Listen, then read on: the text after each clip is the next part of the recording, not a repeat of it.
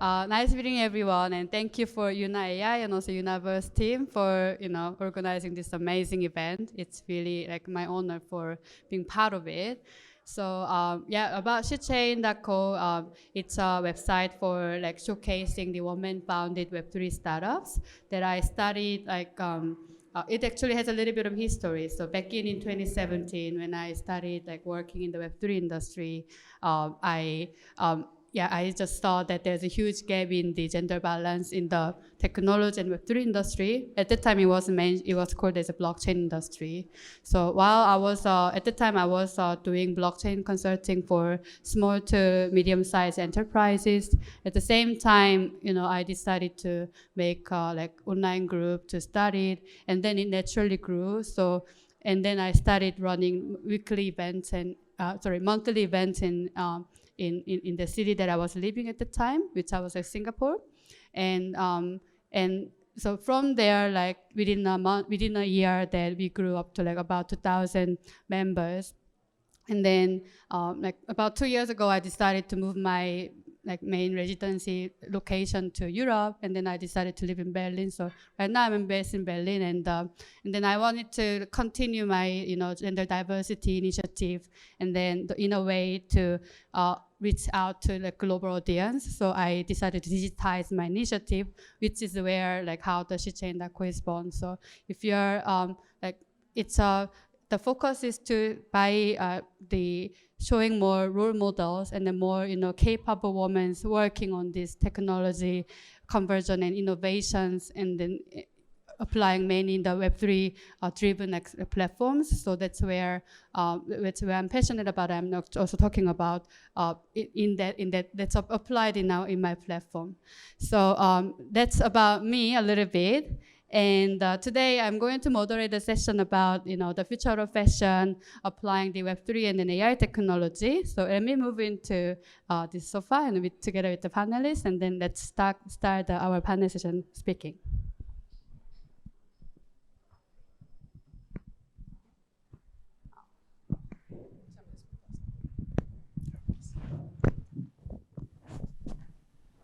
Hello, hello. Can you still hear me? Yeah.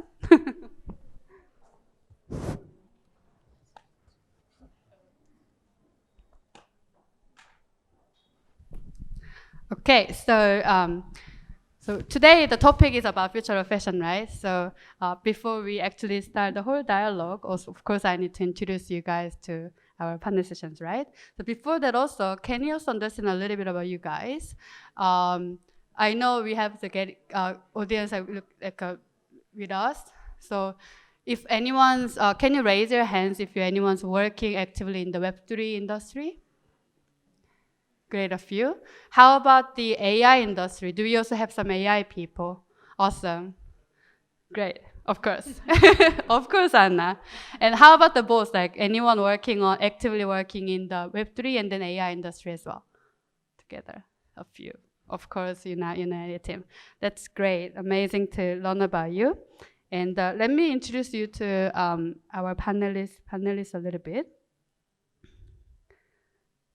So, okay, I will start from my left side. So next to me, we have Kerstin, who is the co-founder of Art and Tech Report, and also she's also co-founder of Art+Tech.io, right? Yeah. So she's a digital transformation strategy consultant for the art ecosystem, like working closely with art galleries, museums, and the foundations, and also art industry entrepreneurs. And she worked before she worked as a marketing and creative consultant for large international brands like Adidas and also Lufthansa.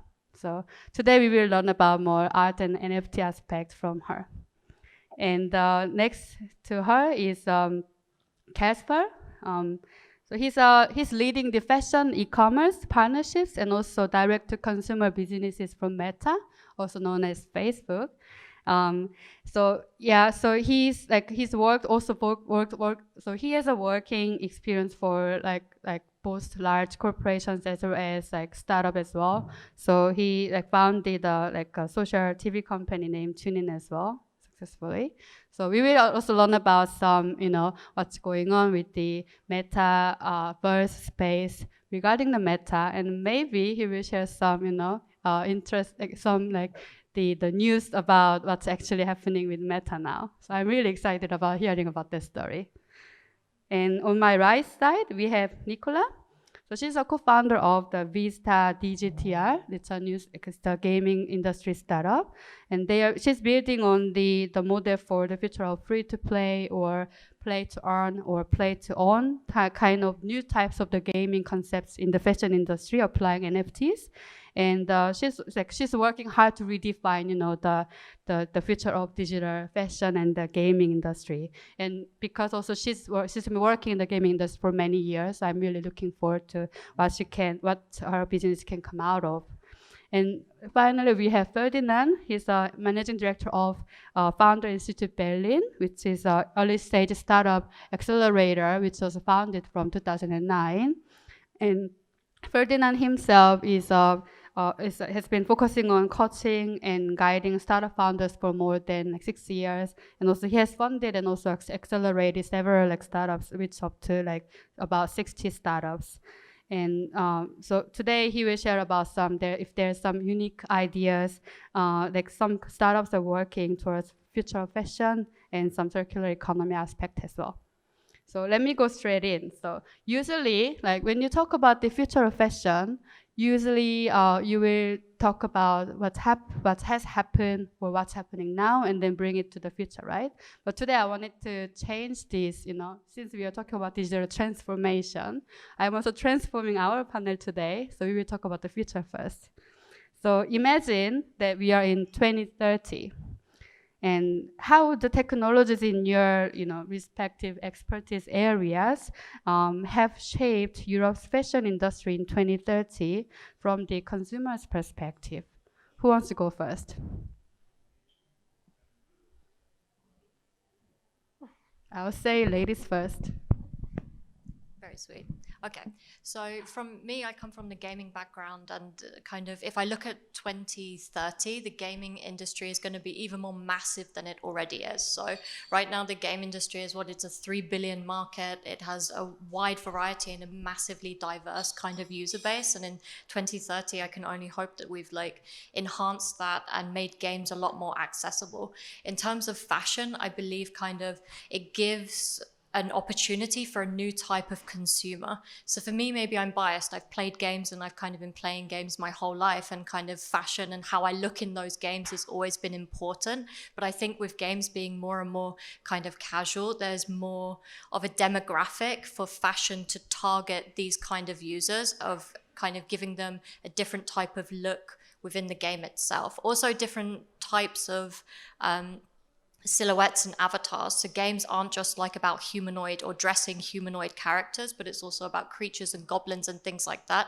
And I believe the fashion industry, as it goes more and more into the digital space and engages with that, will be enhancing what is fashion in the digital space, and who are you dressing, because it's not necessarily just the current physical silhouettes that we have. So I think it's really exciting, and technology-wise, with Unity and Unreal and the engines out there, it's really pushing what you can do in terms of digital experiences.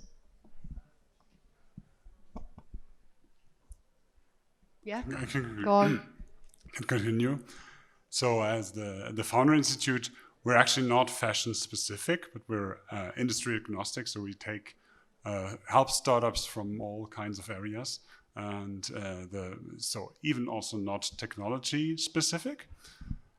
We're always problem focused. So we help our startups to find real problems in the world, or cater to real desires in the world. So the fashion industry, obviously, at this point of time, has quite a lot of problems to solve. So all this overproduction, the massive returns, all these things are things that we have to attack from now on. And if we look into 2030, I think the technologies that we have at hand, like blockchain, like circular economy supported by platforms, also metaverse, it may have quite an impact on those things if we use them in the right way. So, for example, obviously the metaverse, if used right, and AI at the same time, you could imagine that the shopping experience will change vastly, drastically by helping the shoppers to find the right clothing at the right point of time, not needing to have it sent to your home and then resend it, because you know exactly how it will look on you. And that will reduce the returns, for example, by a great deal. In some cases, you might not even need to buy the physical clothes, because you will only wear it in the metaverse. And you will have a drastically bigger wardrobe in the metaverse than you will have in your real physical wardrobe. On the other hand, the blockchain and the Web3 possibilities will very likely make it extremely easy to trace every piece of garment, every piece of fashion back to their production, and make the choice and the decision to buy something very much more dependent on whether it has been produced in a fair and fine way. So I think there's a lot of opportunity out there, but there's also obviously a lot of risks that we will see even more fast fashion as we see right now. So let's work a lot that we work on the opportunities more and the positive side more, and have a wonderful look out to 2030 then. Amazing. So yeah, let me ask to Kerstin, she's already ready. What do you see in 2030? I think if we think about 2030, the main customer base in general will be Gen Z, Gen Y, maybe even Gen Alpha. So those people will be willing and used to spend a lot of time in digital worlds, and digital ownership will be the new normal to them. So I think there will be an urgent need to find tools and ways how to express digital identities, and that literally leads to fashion in the sense of fashion, and thanks to NFT technologies that's now feasible, so we can apply scarcity, uniqueness, and value to digital assets as well. So I definitely think digital fashion will be as important as traditional fashion, because it remains one of the biggest expressions how to identify yourself and to demonstrate your individuality. But speaking about Web3, I also think that it's introducing a new immediacy and democracy. So we will see a shift to much more power given to the consumers and users. So people will be much more in a position to easily buy, but also buy and resell things directly without the need of intermediaries or gatekeepers. And I think that's going to change at least some of the business models we know of as of today. And also, as a last point, I'm with you, Ferdinand. I think we're going to see a lot of physical items also in the fashion industry being aligned or attached to blockchain-based certificates containing immutable information about provenance and authenticity, but also production and maybe even supply chain. And that obviously caters to an increasing desire amongst consumers about knowing who made my clothes. Maybe Kaspar can address a little bit on AI aspect of fashion in 2030. Sure, yeah. 2030, it feels far away. It's not actually. So, I mean, when I look at the whole fashion space, that far out, I'm from a business, so I'm asking a business question. It's already multi-trillion dollar, industry. But if you add, virtual fashion to physical fashion, you can double, triple, quadruple the business potential that's behind it, which means there will be a lot of investments coming in. I'm sure of that. And they will come through technology. And when you look at technology, I think 3 ones really matter. First, it's how do you trigger creativity? That's a technology challenge, by the way, and that's where AI comes in. I think I don't need to explain to you what it will do to fashion designers and how they approach or how they design. But technically, AI will enable anyone to become a designer, which means number of fashion goods you can buy out there will be exponential at some point. But that already triggers a problem. How do you curate cool design? How do people find design that matter in fashion? So curation will be the second. It's actually more a challenge, but it of course also is an opportunity to build technology for that. And that might be something where companies like Meta come in to give, people a place they can walk into, to go to actually find marketplaces or shop products. And the third is identity, and that's something I'm personally most interested in because it's around avatars and how to actually be present in a virtual space and express yourself. And I think expression is a very important term here. If you think about an avatar out there, why does it have to be just me? Kaspar, I'm 41, I have a family in Hamburg, I wear boring clothes, but maybe my virtual identity out there might be extremely, colorful and crazy. And maybe it's not just 2 identities, I might choose to have 10 because I like it, right? For every occasion. So that also brings me to, that's a lot of business opportunity, and the technology we need to build for that needs to be avatars that people feel comfortable with. Right now, honestly, I think it's great for some Gen Zs, mostly from the gaming space, where young people feel comfortable. I think to make this mainstream, it needs to be much more authentic and different. I think that's a huge technology challenge where you have to build avatars that actually look like you, while you can still choose to make it absolutely crazy and colorful. Since you mentioned about avatar, because that was my next question, I ask you back, Kaspar. And also, I wanted to also highlight the importance of the physical aspect, especially when you talk about fashion industry, right? We are all living, staying in this conference room now because of how the enormous development has been happened with these fashions and also actual clothing that we are actually wearing on. So, remembering the physical retail brands, efforts in the applying these digital and then technology innovations, how do they enable these extended identities?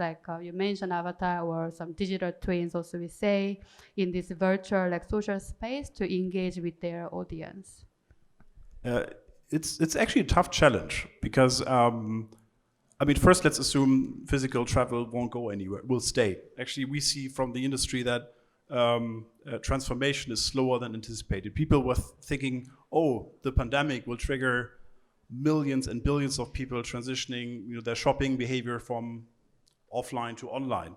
They did, but it basically came back to the actual trajectory we've seen before. So that hasn't changed. So I'm expecting there will be a mix. And if you look at surveys, you hear people saying, actually 70% of people at Gen Z, people say they want to be inspired in an offline world and then take it back to forward into a virtual space.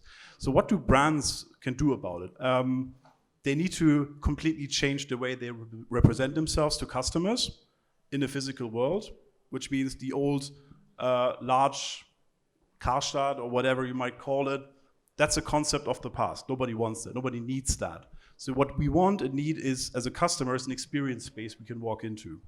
The huge challenge is how can you connect to a customer there that sort of allows for any transition of a product you buy to bring it into your virtual reality or your virtual worlds that you choose to be in. And technology needs to be built to do that. That doesn't exist at this point in time. There are a lot of brands experimenting with that. But the reality is, and again, coming from the business perspective, the opportunity is data. Because right now, a lot of brands out there, sorry, I'm getting calls here. A lot of brands out there have a problem dealing with the retail space because retailers are the one with the customer contact. A lot of brands do not have that. So actually bringing metaverse or virtual experience into your offline shopping experience means you have a digital touch point, which is great because for the first time, and let's be honest, the D2C, development of the last couple of years has been okay-ish, but hasn't been fully successful, which means brands still have a huge need for that data point and direct customer contact. So if you build a virtual experience in your offline store, where you of course need to digitally connect to the customer, it's an amazing experience. So if I go to a brand and would say, and they are not sure if they should invest, I said, you should, because you want that data and it's of high value to you. You can directly speak to your customers. Then speaking of data and an avatar, also the gaming industry is also important to transform and then reshape the fashion industries, right? So Nicola, as a gaming expert, do you have any second thoughts from Kaspar? Thank you. I mean, I can only add on to it kind of like the opportunity to engage with this consumer group, and it gives you kind of a new way to brands a new way to interact with customers that they maybe wouldn't ever before be able to. I mean, games are the most interactive media experience that you can have, and kind of brands finding their way to be able to be part of that interactive world and draw their audience in, get direct feedback from them, like, I have these 2 shoe designs, which one do you like? And kind of being able to engage with them, to have them vote before you go into production, kind of like really getting like on the run feedback from the audience. And kind of you can do that with gaming because it's very easy to sell in-app purchases now. Like, gaming has laid the foundation, let's say, for making trading digital goods kind of a bit more mainstream, I would say, especially with the free-to-play gaming industry. So I think that's something we can kind of build upon. I think we are talking quite very positive aspect of the future now. Since Ferdinand, you're always looking to how to solve the problems with the great ideas, right? So what kind of like challenges in that sense to apply for the fashion industries to apply to these like state-of-art technologies like Web3 and AI? I would take back to 2 of the arguments that were made right now regarding the metaverse and the gaming. I'm not directly answering to your question at this point, because I believe the interesting question is, gaming has been, so the gaming versions of Roblox and World of Warcraft and so on, they have been metaverses for quite some time now, and very active communities. The big question is, when and how and why will it move towards more general environments, like the metaverse version of the metaverse and others? What is needed to make that happen, and to then also be relevant to a wider audience, and bring all those things into play, these digital twins and so on. So I like to go back to the gaming theme with the different consoles. I was using the PlayStation 3 a long time ago. It was great gaming, a lot of fun, but it was often very clean. So all the characters and the buildings and so on, they were very clean, and it looked great, but too clean. And that's what when I look into these different metaverses right now, they are all very clean. You don't feel the edge or the speciality and the need to interact, the fun with the real world. That's why we all live in Berlin, because it's not clean, because it's fun, and there's a lot of different things to do. I moved from Berlin to Hamburg because it's more clean. So I think that's something that will still need to be done somehow, developed to make it more widespread and interesting to actually do these things in the metaverse world, and also to use fashion there and then only need an actual digital twin in those worlds. So sorry not to answer your direct question. Yeah, I mean that covers up, right? So how we can actually, like, areas that we need to get us prepared in order to move forward to reach to the kind of the technology-driven future they wanted to see, and that using technology's advantages. So moving a little bit like topic into like NFT, and then I'm really curious about how art industry can actually collaborate with the fashion industry, because in my layman's understanding, these 2 industries are actually very closely intersected together. So yeah, maybe I can learn from from you to tell us about how these 2 sectors can work together to really mainly when it comes to applying this state-of-art technologies with NFTs, then Web3 technologies. Yeah. So how can you make it happen? I don't think I have all the answers, but I think it's fair to say that artists and fashion have proven to be a very successful tandem and in having a history in this. So I definitely think that we see this going to be extended in the digital realm as well. However, I think when you picture a fashion brand picking an artist for any corporation, I think we might see a slight shift away from, the tradition to pick a blue chip artist, which is well known in the traditional market, and rather pick a crypto artist or a digital artist. And I think the reason for this being not necessarily because it's their native context, which obviously it is, but because an artist would bring, a digital artist would bring his or her very own community, in addition to the fashion brands community in the Web3 space. And I think that is something very important, especially when you start entering the space in itself. And a digital artist would also have proven reputation and relevance in the space already. So I think when you think about corporations, those are two industries where players have already gained communities, created communities. And if you visualize how those corporations could actually work in Web3, that means thinking about how to share your very own communities and make it too. And also to think about how those two communities, one of the artists and one of the fashion brand, gaining and benefiting from such a corporation. And technology makes it possible to think about formats like maybe you address one community being targeted with particular drops just within this community, whereas the other community is automatically listed to any whitelist of the other owner or creator. So I think technology will provide much further cooperation formats when it comes to corporations in itself. But I also think that the technology of smart contracts actually makes it more interesting to cooperate now for artists and fashion, because now even teams of creators can actually participate from any future success, from any resales. So I think that this might work as an additional incentive in general.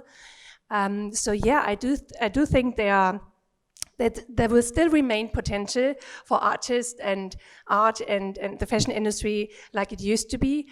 But coming back to what you said in terms of accessibility and how we're going to access metaverses, I think both industries, the art market as well as the fashion industry, will, in my opinion, actually form major contributors to the road of mass adoption, because it actually might feel more lighthearted, easy, fun, and inviting to explore and educate yourself and understand what's going on through art and fashion, which makes it a bit more accessible, I think. And you were talking about how we make life easier for consumers. I think that's going to be of relevance.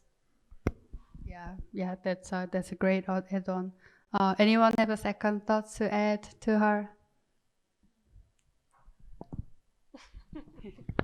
Just a tiny addition that for fashion, I think the first to really adopt an NFT-based value creation, I think, will be luxury brands. Firstly, because the cost of goods sold is a bit higher when you look at digital fashion. So it makes sense that they start, but also because there's certain value attached to it, like art. So just want to add that there's a lot of similarities how luxury brands approach the space, and I think the art sector approaches it. Or would you say that this is a concept where you expect, anyone who creates art or maybe anyone who creates fashion will join in soon? Because I think it will take longer for the mainstream to adopt it, because the whole blockchain still is costly, and I hope the price will come down at some point. It's just would be a question to you. Would you see there's a chance for early mass adoption, or will it take longer? I guess it goes back to the question, what kind of mass adoption in terms of becoming a creator or becoming a consumer? And I think that's the beauty of the Web3 space, right? That everyone can become a creator, especially now given the AI tools. So I think for the art space as well as for the fashion space, we will see more creators and designers entering the space. When I spoke about mass adoption, I thought that, I guess we all had the same experience. You need to test yourself, you test the water, and once you're in, you're in. So you need an entry, and I think art and fashion could provide an easier entry just out of interest to educate yourself and find out what's going on, and then suddenly, you're part of it, because this is going to be part of our future. Great, yeah.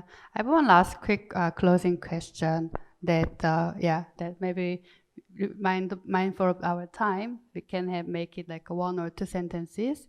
So earlier we talked before the session starts with some guests that we attended this conference.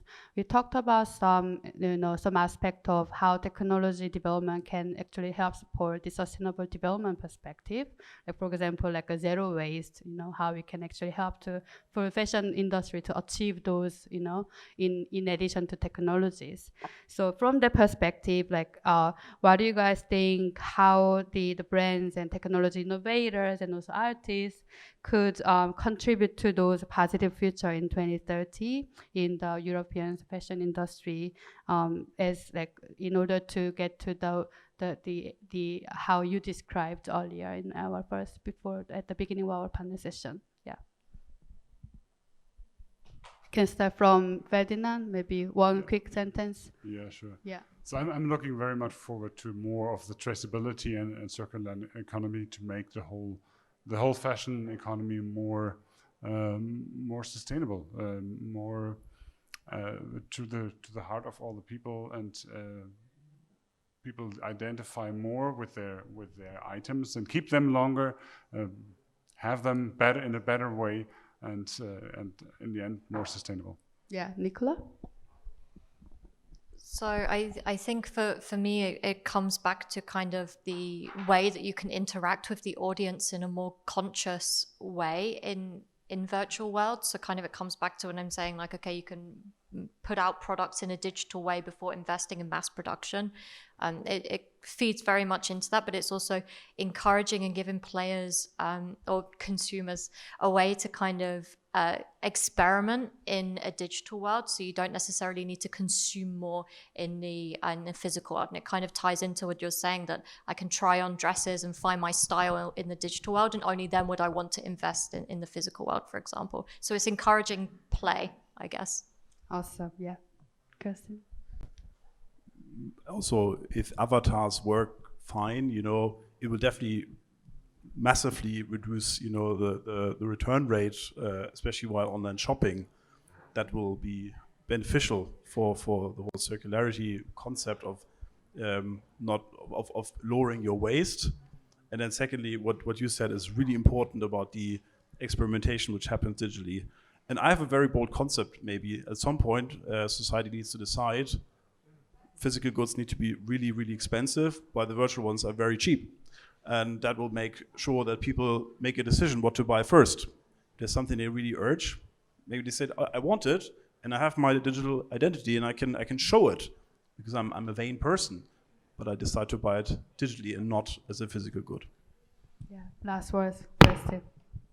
I'm going to be very quick. I really think we need to look into solutions how to reduce oversupply, obviously. I personally think we also have to look into ways of how to reduce overconsumption from consumer point of view. And this might refer to the physical world today, but it might very well appeal to the digital world tomorrow as well. Awesome, yeah. We could only cover a very high level of information about how we can actually apply technology innovation into the fashion industry, and try to touch point a little bit on the circular economy aspect as well. But I'd love to talk with everyone in this conference room, with all our panelists after this talk, and then let's further discuss, and then let's really make things happen. Thanks a lot.